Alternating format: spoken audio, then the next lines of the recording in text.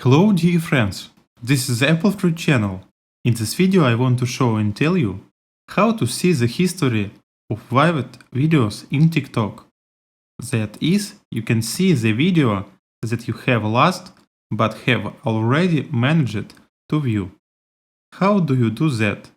There is a great way. Where to find it? Click on our profile icon, then click on the three bars. Then choose Settings and Privacy.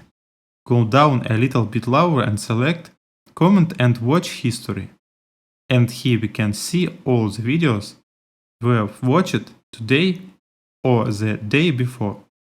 You can select the videos that you would like to remove from the history. You can click the history or find videos that you could find before. Here is a quick and great way to do that. This was the Apple Fruit channel. Like it and subscribe to the channel. Bye bye.